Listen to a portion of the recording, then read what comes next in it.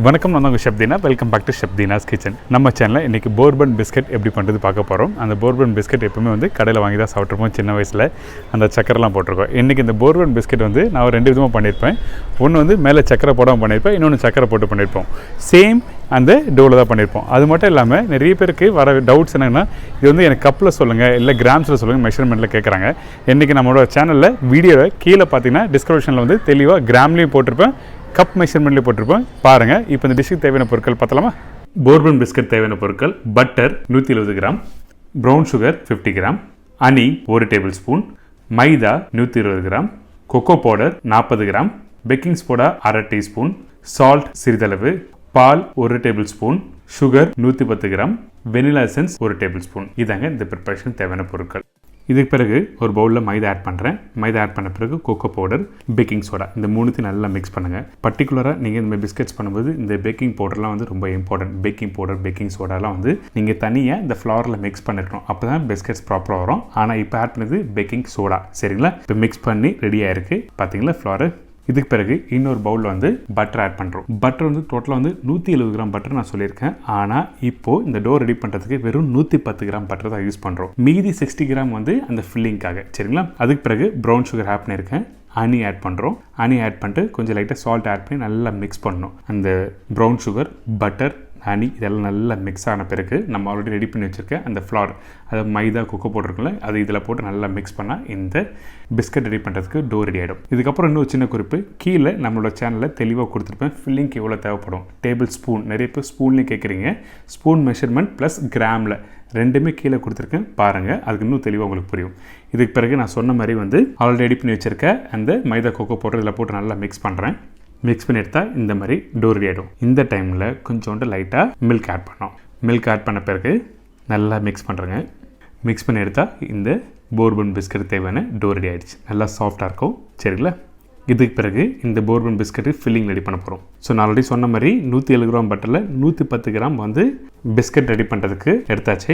இப்போது மீதி உள்ள 60 கிராம் இதில் ஆட் பண்ணுறோம். அதுக்கப்புறம் வந்து சுகர் பவுடர் ஆட் பண்ணியிருக்கோம். இந்த சுகர் வந்து எதுக்கான, இந்த சுகரை வந்து நல்லா பவுடர் பண்ணிவிட்டு நான் அந்த சுகர் பவுடர் ஆட் பண்ணியிருக்கேன். அதுக்கு பிறகு cocoa powder, butter, icing sugar, அதுக்கு பிறகு கொக்கோ பவுடர், இந்த மூணுத்தையும் ஆட் பண்ணி நல்லா மிக்ஸ் பண்ணுங்கள். மிக்ஸ் பண்ணி முடித்த பிறகு வெனிலா எசன்ஸ், இந்த வெனிலா எசன்ஸ் ஆட் பண்ண பிறகு நல்லா மிக்ஸ் பண்ணால் இந்த ஸ்டஃபிங் ரெடி ஆகிடுச்சு. இப்போ டோ ரெடி பண்ணுறது பார்த்தாச்சு. இதுக்கப்புறம் வந்து இப்போ பிஸ்கட்ஸ் எப்படி நம்ம ரோல் பண்ணி குக் பண்ணுறது பார்க்க போகிறோம். இப்போ நம்ம ஆல்ரெடி ரெடி பண்ணி வச்சுருக்கல அந்த டோ வந்து ஃபஸ்ட் நம்ம ஒரு சின்ன வீட்டில் இருக்க கிச்சன் மேடை இருக்குல்ல, அந்த கிச்சன் மேடையில் கொஞ்சம் லைட்டாக மைதா போடுங்க. எதுக்காக மைதா ஆட் பண்ணலாம்? அந்த டோ வந்து ஷீட் வந்து ஒட்டாமல் வரதுக்காக. வீட்டில் பட்டர் ஷீட் பேப்பர் இருந்ததுன்னா பட்டர் ஷீட் பேப்பர் போட்டு அதுக்கப்புறம் வந்து இந்த டோவை போட்டு ரோல் பண்ணலாம். இல்லாதவங்க நீங்கள் நேராக மைதா வடி போட்டு அதுக்கப்புறம் இந்த டோவை போட்டு ரோல் பண்ணுங்கள். இந்த டோ வந்து நீங்கள் போடும்போது கொஞ்சம் லைட்டாக மைதா போட்டு ரோல் பண்ணால் உங்களுக்கு வந்து ஈஸியாக வரும். அதே டைமில் அதிகமாக போட்டால் உடைய ஆரம்பிக்கும். சரிங்களா? இந்த மாதிரி ஷீட் வந்து கரெக்டாக ஸ்கொயராக ரெடி பண்ணுறேங்க.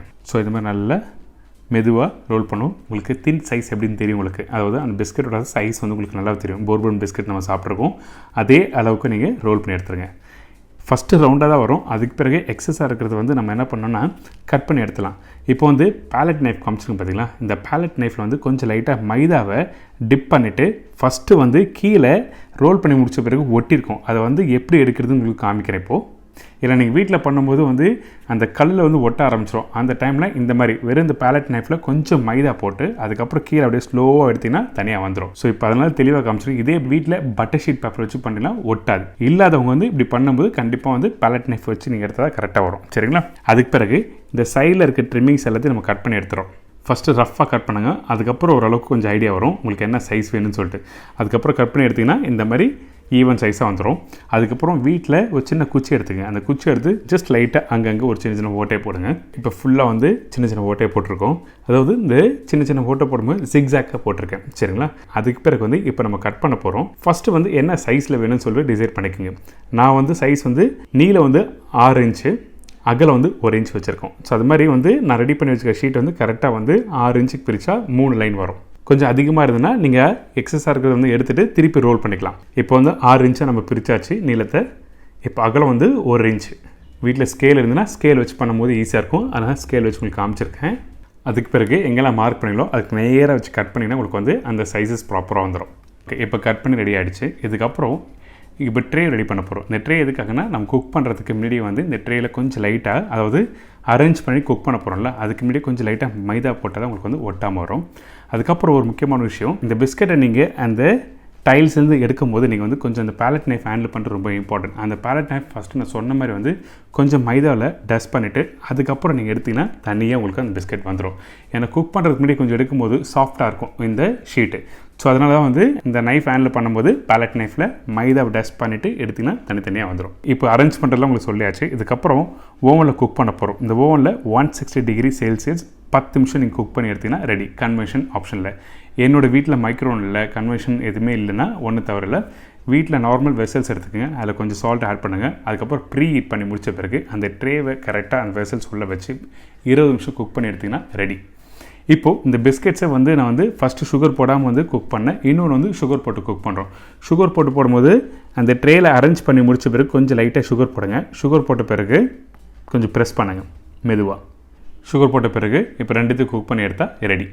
ஃபஸ்ட் நம்ம ஆல்ரெடி ஓவனில் ப்ளேஸ் பண்ண ரெடி ஆகிடுச்சு. இப்போ ரெடி ஆன உடனே வந்து நீங்கள் ஸ்டஃபிங் உள்ளே வைக்கக்கூடாது. அதாவது அந்த ஃபில்லிங் உள்ளே வச்சுன்னா உங்களுக்கு வந்து சாகி ஆகிடும். ஸோ அதனால் வந்து தெளிவாக நான் என்ன சொல்கிறேன்னா, குக் பண்ணி முடிச்ச பிறகு கரெக்டாக ஒரு 20 நிமிஷத்துலேருந்து ஒரு ½ hour வந்து வெளியே விடுங்க. கொஞ்சம் சூடு ஆறின பிறகு ஃபில்லிங் போட்டு நம்ம ரெடி பண்ண வேண்டியதான். இதுக்கப்புறம் அந்த ஃபில்லிங்க்கு வந்து தேவையான கோன் ரெடி பண்ண போகிறோம். பட்டர் ஷீட் பேப்பர் எடுத்துக்கோங்க. இந்த பேப்பரில் வந்து வீட்டில் எப்படி கோன் மடிப்பீங்களோ அதே மாதிரி கோன் மடிச்சிருங்க. கோன் மடித்த பிறகு நம்ம ஆல்ரெடி ஃபில்லிங் ரெடி பண்ணி வச்சுருக்கோம். அந்த ஃபில்லிங் வந்து 2 டேபிள் ஸ்பூன் அளவுக்கு நீங்கள் ஆட் பண்ணுங்கள். ஃபுல்லாக போட்டு அமுக்க வேண்டாம், ஏன்னா அந்த ஸ்டஃபிங் வெளியே வந்துடும் ப்ரெஸ் பண்ணும்போது. இந்த மாதிரி கோன் வந்து மேல் பகுதியை வந்து க்ளோஸ் பண்ணுங்கள். க்ளோஸ் பண்ணி முடித்த பிறகு அந்த கோனை கரெக்டாக கட் பண்ணுறேங்க. இப்போது இந்த போர்பன் பிஸ்கெட் வந்து குக் பண்ணி ரெடியாக வச்சுருக்கேன். ரெடி பண்ணது வந்து ஒன்று வந்து மேல் பகுதியும் இன்னொரு பகுதி வந்து உள் பகுதியும் எடுத்து வச்சுருக்கோம். இப்போ இதில் வந்து கரெக்டாக உள்ள ஸ்கொயர் மாதிரி வந்து அந்த ஃபில்லிங் வந்து ப்ளேஸ் பண்ணுறேன். ஃபில்லிங் கம்மியாக வேண்டாம், கரெக்டாக அந்த பிஸ்கெட்டை சுற்றி நீங்கள் எந்தளவுக்கு ஃபில்லிங் வைக்க முடியுமோ உள்ளே ப்ளேஸ் பண்ணுறேங்க. ப்ளேஸ் பண்ணி இன்னொரு பிஸ்கெட் மேலே வச்சு கவர் பண்ணிங்கன்னா இந்த போர்பன் பிஸ்கெட் ரெடி. பார்த்தீங்களா, இன்றைக்கி இந்த போர்பன் பிஸ்கெட் எப்படி பண்ணுறதுக்கு சொல்லி கொடுத்துருக்கேன். கண்டிப்பாக நீங்கள் வீட்டில் ட்ரை பண்ணி பாருங்கள். ஒரு சூப்பரான மெத்தடில் கொடுத்துருக்கேன். எனக்கு இப்போ இந்த டிஷ் எப்படி பண்ணுறது எல்லாருக்கும் ஈஸியாக தெரிஞ்சிருக்கும். கண்டிப்பாக வீட்டில் ட்ரை பண்ணுங்கள். மறக்காமல் ஃபீட்பேக் கொடுங்க. இதே மாதிரி நாளைக்கு இன்னொரு இன்ட்ரெஸ்டிங் டிஷ்ஷை சந்திக்கிறேன். நன்றி, வணக்கம்.